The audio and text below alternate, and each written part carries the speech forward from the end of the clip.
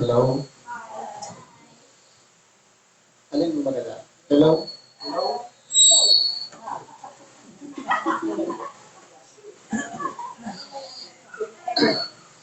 Sa pangalan po ng dakilang Panginoong Jesucristo, isang mapagpalang hapon sa bawat isa.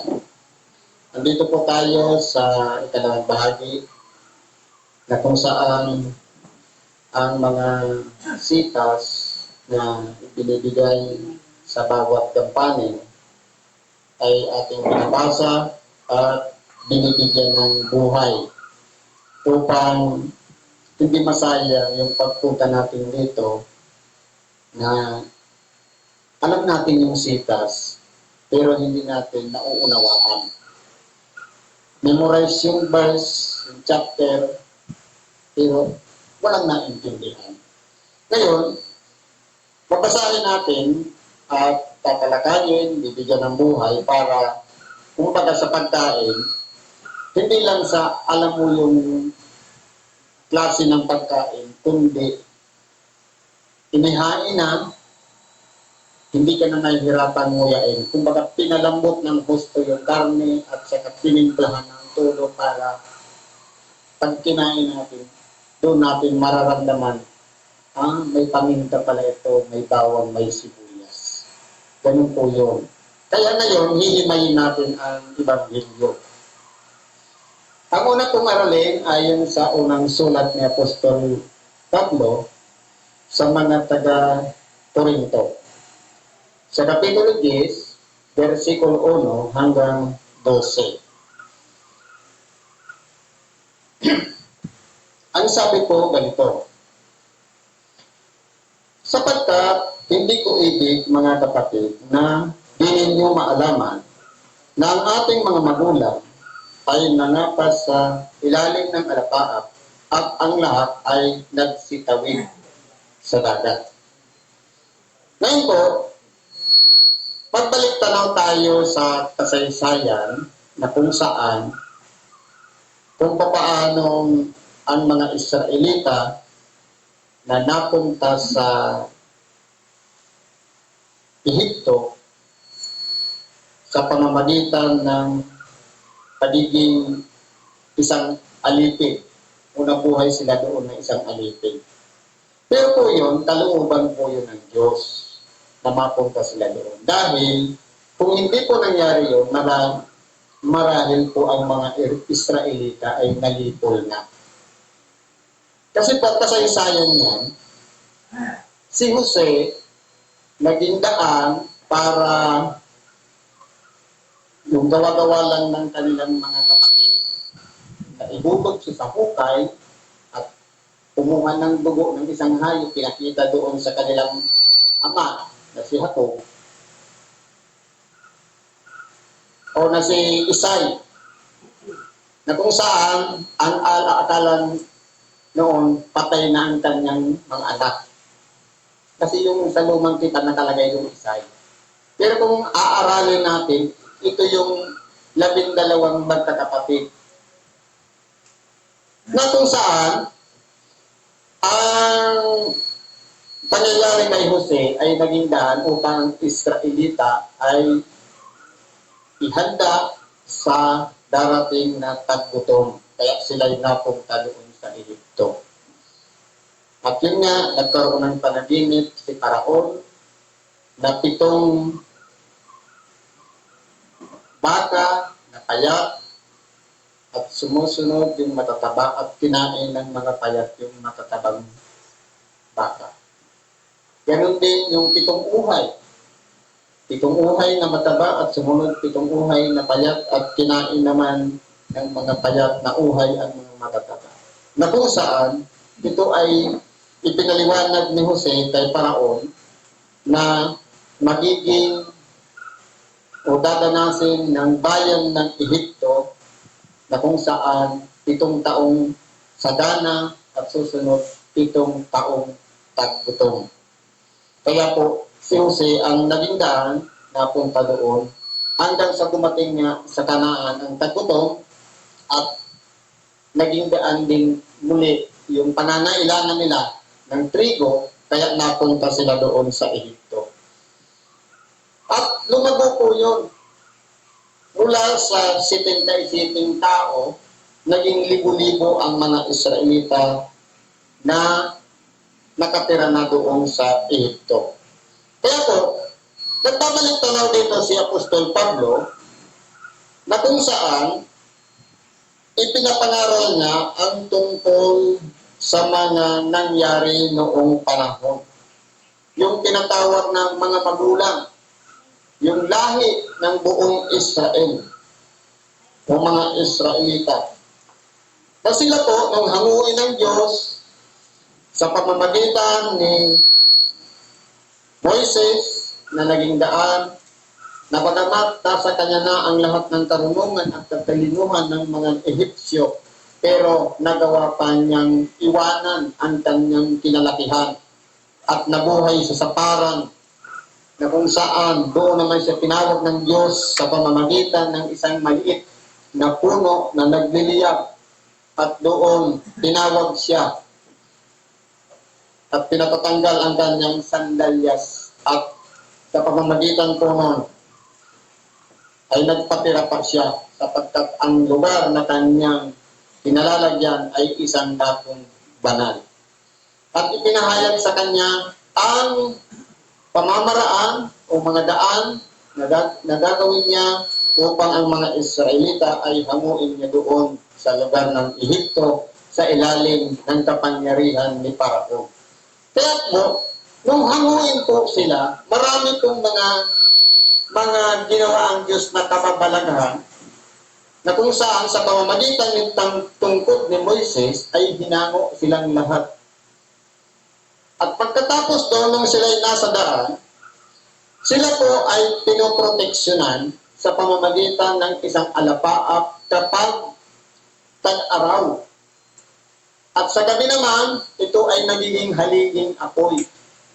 Na kung saan, yung alapaap na yun at yung haliging apoy na yun sa gabi, walang iba, yun po ang ating dakilang Panginoon na nagpo-proteksyon sa kanila.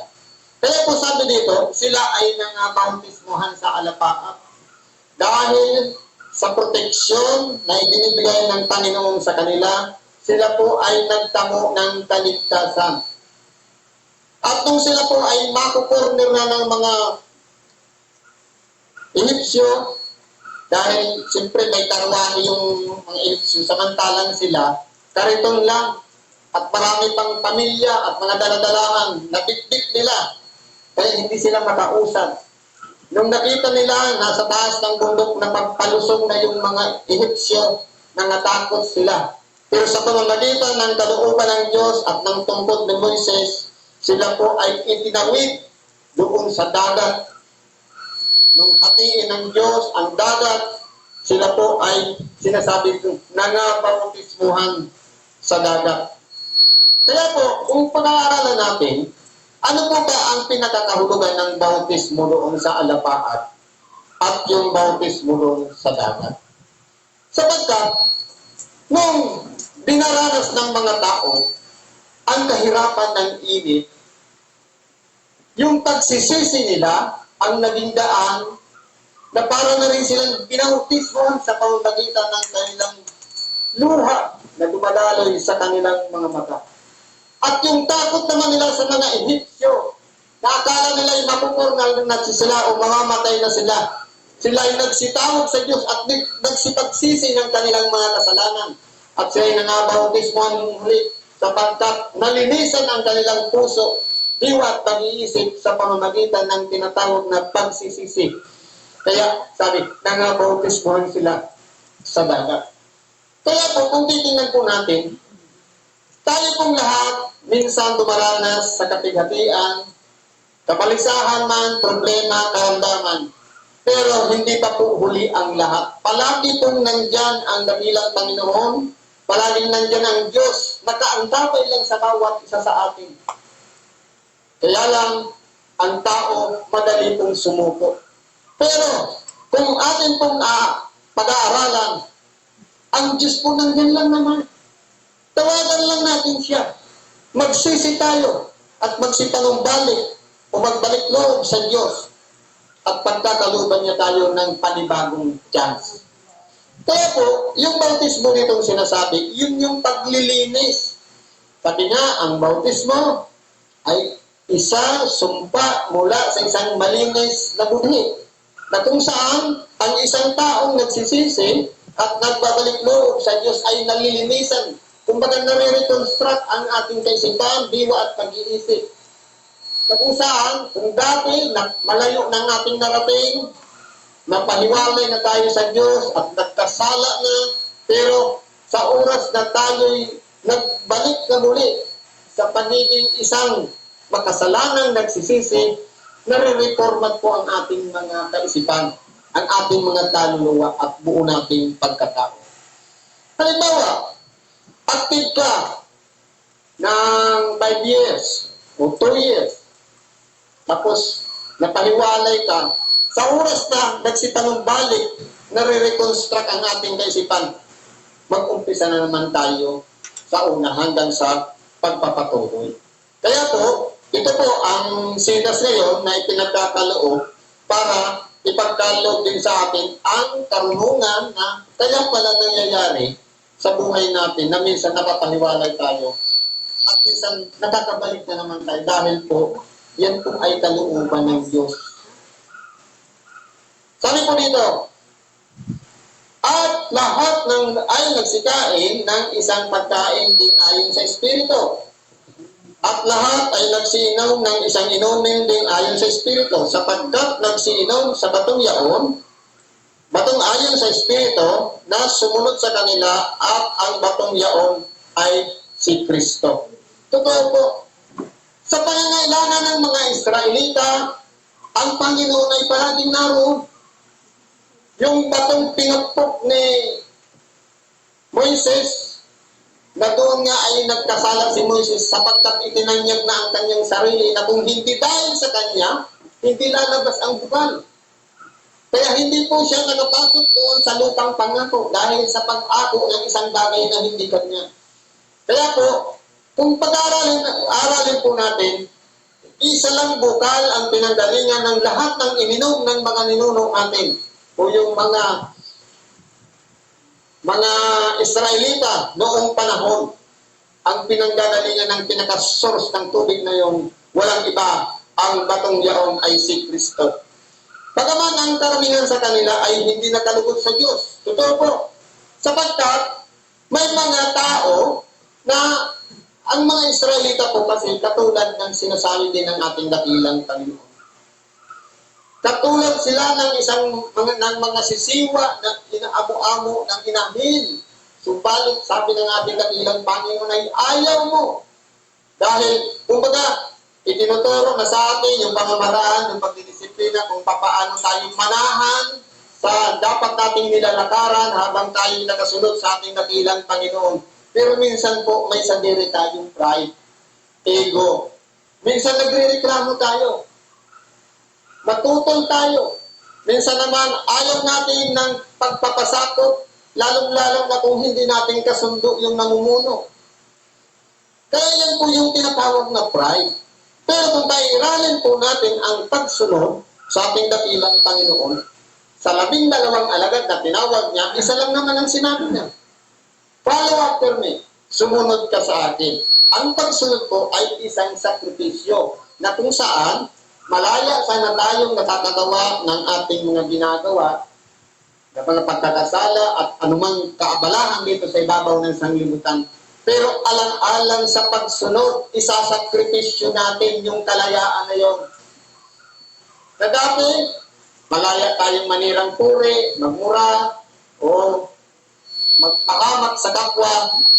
Pero dahil sa bagay na pagsunod, mapagtitiisan na natin na sa halip na yung kaaway, ituring natin siyang kaaway o kalaban, ang mananaig na sa atin yung aral ng ating dakilang Panginoon na ibigin mo ang iyong kaaway at igalangin mo ang sa inyo'y nagsisiusig. Sa totoo lang po, ang akala natin, ang kaaway natin, yung kapwa natin. Pero, Kung bubuksan natin ang ating kaisipan, ang pinaka-numero unong kaaway natin, sarili natin. Bakit po? Kasi yung kaluluwa natin, ang gusto niya, makinig ng salita ng Diyos. Gusto niya magsimba. Ayaw naman ng katawan, kumilos. Ayaw magbihis, ayaw magbiyahe, dahil maraming dahilan. Mabasa ako, mapapagod ako.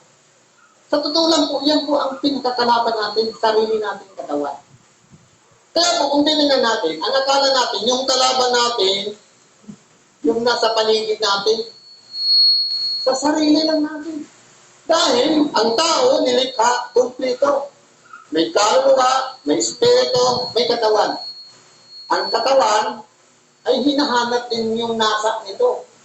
Pero yung kaluluwa, nagugutom. Naghahanap ng salita ng Diyos para maging malakas ang kanyang pagiging isang kaluluwang buhay dito sa ibabaw ng sanglibutan. Kaya po kung pagkaminsan nadadaig ng laman ang nasa ng Espiritu at nadadaig naman ng Espiritu ang nasa ng laman. Parang kompetisyon sa buhay natin. Kaya po kung titingnan po natin, dahil ang tao, kapag hindi nakakalugod sa Panginoon, yung mga Israelita, doon pa lang, hindi na dinudugtungan pa ang buhay. Kumbaga, doon pa lang sa ilaw, namamatay na sila. Ganun po ang Diyos noon. Kapag hindi nakalugod sa kanyang paningin, doon pa lang sa daan na namamatay na ang mga tao. Pero pasalamat tayo dahil, kumbaga, meron tayong mga experiences sa buhay natin. Halimbawa, karamdaman. Na ang akala natin, hanggang dito na lang ang buhay natin dahil sa karamdaman na ito, hindi na siguro ako makakasurvive. Pero bakit binibigyan ng chance, ng pagkakataon ng Diyos na kung saan ang buhay natin ay parang mula sa bingit ng kamatayan ay muling nadudugtungan ng panibagong buhay. Isa po yung chance na ibinibigay sa atin na kung saan mapalad tayo dahil tayo ay naging daan upang ihayag ang kapangyarihan ng Diyos sa mga tao na katulad natin na nakasurvive, nakasalba doon sa tiyak na kamatayan. Pero noon, yung mga Israelita na mga masubayin, ibinubuwal na sa ilang. Sabi po dito, ang mga bagay na ito nga ay pawang naging mga halimbawa sa atin upang huwag tayong magsipagnasa ng mga bagay na masama na gaya naman nila na nagsipagnasa. Ano po ba ang pinakalayunin natin, objective, o pinakapunteriya ng ating buhay? Bakit tayo pabalik-balik sa templo? Bakit tayo nagsisimba? Bakit tayo nagtitiis? Ganitong oras, alas 3, harap matulog. Pero kung sakali man nakapunta tayo ng templo, at dito tayo naman matutulog, magiging useless pa rin, dapat punta na lang umalis sa bahay. Kasi kung pinagtiisan mo nga na makabiyahe ka, pagdating mo dito, tulog naman, wala rin. Kaya kung titignan po natin dito, yung mga bagay na nangyari noon, gawin nating pinaka-halimbawa. Ano ba ang pinaka-nasa natin? Walang iba. Dumako tayo dito, hindi lang para sa tawag ng tungkulin. Hindi lang para sa layunin. O dahil para madagdagan lang yung attendance dito. O kaya makipagkita kay Brad insist, kundi yung matututunan natin na ibang hilyo na bitbit natin pag-uwi natin sa ating mga tahanan na ito ay ma-apply natin sa ating pang-araw-araw na pamumuhay. Yun po yung importante. Dapat ang nasahin natin yung mga bawang mabuti na ikasusulong ng bawat isa sa atin. At huwag natin gayahin yung mga Israelita noon na ang tanging ninasa lang nila pansarili. Pero yung pinaka-target noon ng ating dakilang Panginoon, makarating sila doon sa lupang pangako. Hindi nila iniisip yun. Dahil doon pa lang sa daan, nagpasaway na sila. Kaya ang nangyari, kahit nga si Moises na nangunguna sa kanila ay hindi rin nakarating doon sa lupang pangako. Hindi ba ka? Kaya doon pa lang sa daan, namatay na rin si Moises. Kaya kung titignan po natin, napakahalaga po na bibigyan natin ng pansin yung mga bagay na ginagawang kabutihan ng Diyos sa atin na pinahalagahan tayo. Huwag natin sasayangin yun. Yung mga pagkakataon na nakilala natin siya, nasumpungan natin siya, at naramdaman natin sa ating sarili ang presensya ng Panginoon sa ating mga puso at isipan. Magiging mapalad na po tayo doon. Huwag din naman kayong mapagsamba sa mga Diyos-Diyusan gaya niyong ilan sa kanila ayon sa nasusulat. Na upang bayan upang magsikay at magsinom at nagsitindig upang magsipagsayaw. Na kung saan, kapag ang ganun lang ang pamumuhay natin, kakain, inom, magsaya, yes po ang pamumuhay natin dito sa ibabaw ng sanlibutan. Kaya po, kung pwede, i-divert naman natin sa ibang pagkakataon na kumbaga, bibigyan natin ng pagpapahalaga yung ating sarili. Bakit ba ako humihinga? Bakit pa ako binibigyan pa ng buhay? Bakit ako'y pinagpapala ng Diyos? Bakit minsan dumaranas ako ng pagsubok ng mga problema? May purpose po ang Diyos sa atin. At doon na po natin kailangan yung karunungan upang maunawaan natin ang lahat ng mga nangyayari sa ating buhay. Kaya po, kung nung mga panahon, ang ginagawa lang ng mga tao, kumain, uminom at magsaya, sabi dito, na huwag din naman tayong makiapig. Kagaya ng ilan sa kanila na nangakiapig at ang nangabuhan sa isang araw ay 23,000. 23,000 ang namamatay sa bawat araw dahil lamang po sa pakikiapig. Ano po ba ang pakikiapig? Ang pakikiapig, halimbawa, mag-asawa. Doon sa mag-asawa ngayon, nakarelasyon mo yung isa doon, ang tawag doon, pakikiapig. Pero sabi ng Panginoon, huwag kang makiapig. Dapat sinasabi ko sa inyo, ang sino mang tumingin sa isang babae na may mahalay sa kanyang pag-iisip ay nagkakasala na ng pakikiapig. Noon, nakikipagrelasyon ka. Halimbawa, dalawang partner. Pagkatapos, siyempre, committed sila sa isa't isa bilang mag-asawa. Ilalaki ka, niligawan mo ngayon yung asawang babae. Ang kasalanan doon, pakikiapig. At yun namang babae, ang kasalanan niya naman ay pangangalo niya. Bakit? Kasi yung pangangalo niya, iba po yan sa pakikiapig. Ang pangangalo niya, alimbawa, mag-asawa, committed kayo sa isa't isa, at nakipagrelasyon ka naman sa iba, ang tawag doon pangangalo niya. Sa pakikiapig naman, yung mag-asawa naman, sinira mo, nagkaroon ka ng pagkakasala ng pakikiapig. Pero sabi ng Panginoon, tumingin lang. Wala kang ginagawa, isip pa lang. Na pagtingin mo sa isang babae, para mo na siyang hinuhubaran, nagkakasala na tayo ng pakikiapig. Kaya nga, maraming mga kautosan ng panahon ni Moises na kahit nga yung paubara ng ina, hindi pwedeng tingnan ng anak. Kumbaga, lahat na may limitasyon ayon sa mga kautosan. Kaya po, yung pakikiapig ay isang masamang gawa na kung saan 23,000 ang namamatay sa bawat araw dahil lamang sa pakikiapig. Dahil po, kumbaga noong panahon kasi, hindi pa kasi ibinibigay yung 10 utos. Kaya ang mga tao noon, patuloy na nagkakasala, hindi na malaman kung magulang niya tayo o kung kapatid o ano, lahat nakikipagrelasyonan sa isa't isa.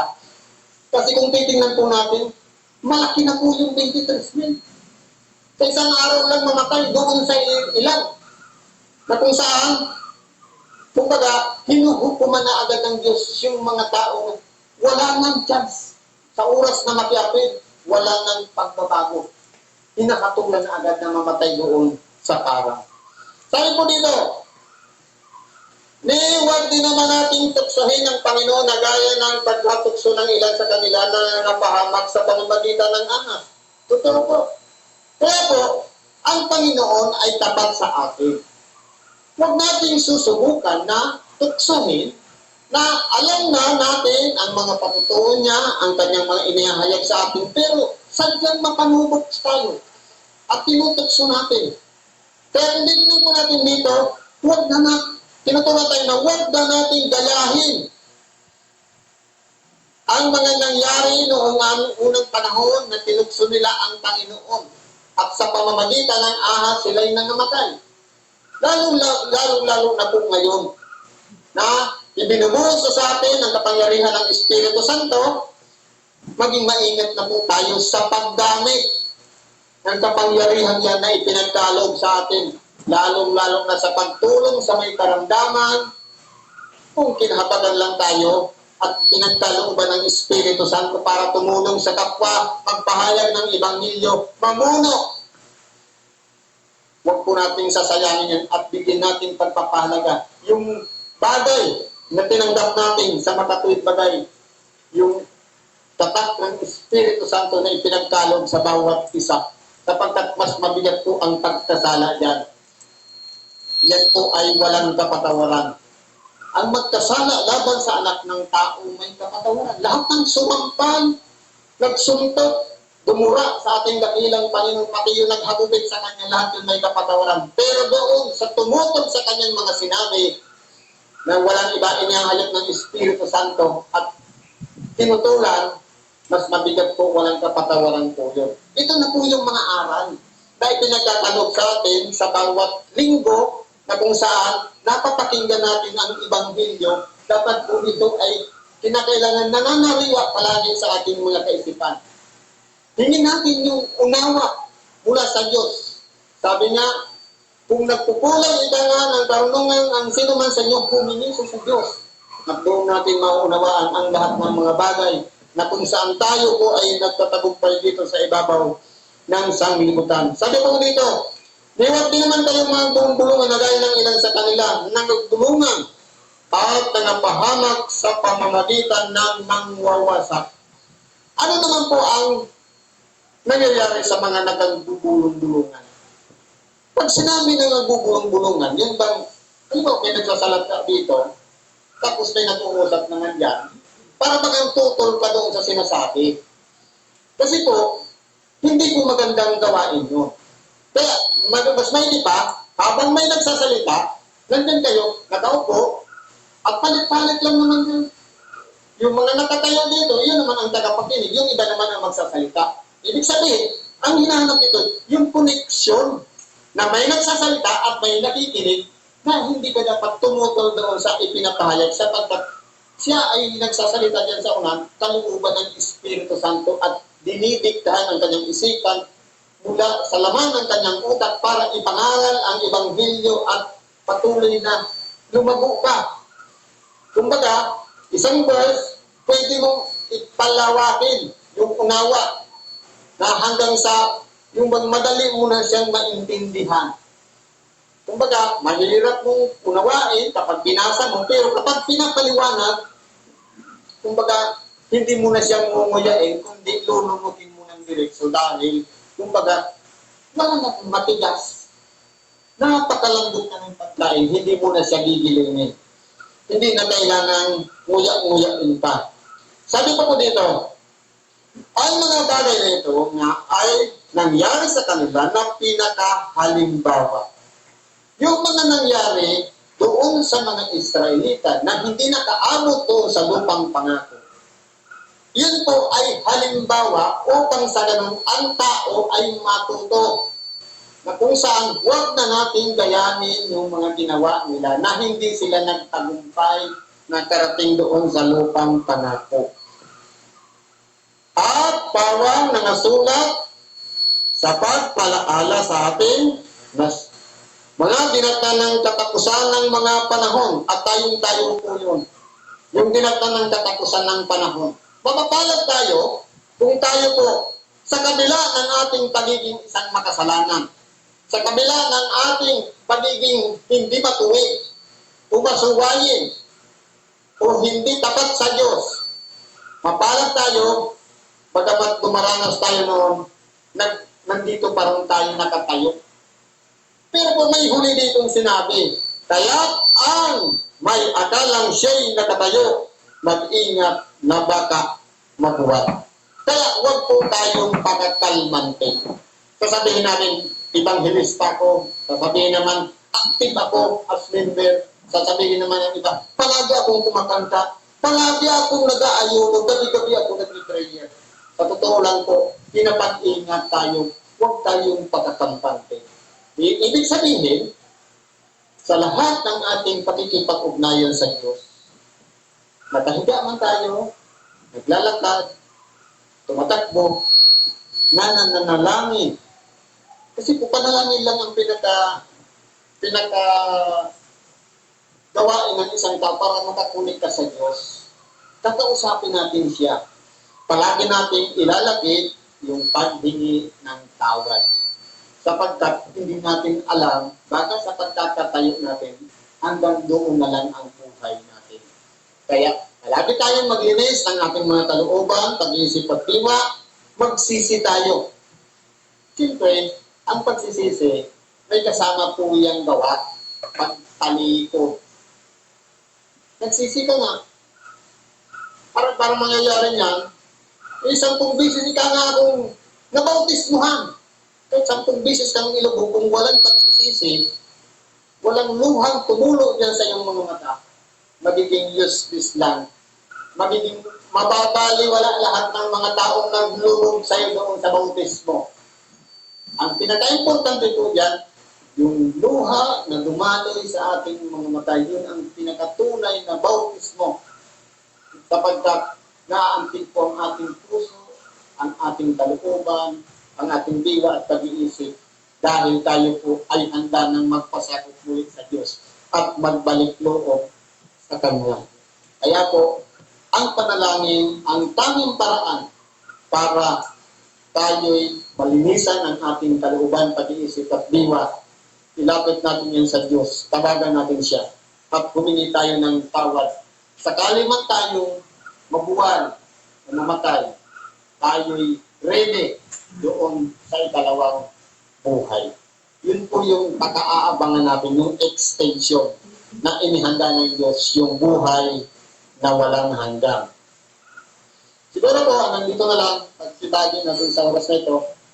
Salamat po sa Diyos at anuman ang ating kahilingan, karaingan, ilapit po natin yan sa Diyos. Problema man yan, karamdaman, siya na po ang bahala niya sa lahat ng kasagot. I-surrender lang natin sa Kanya.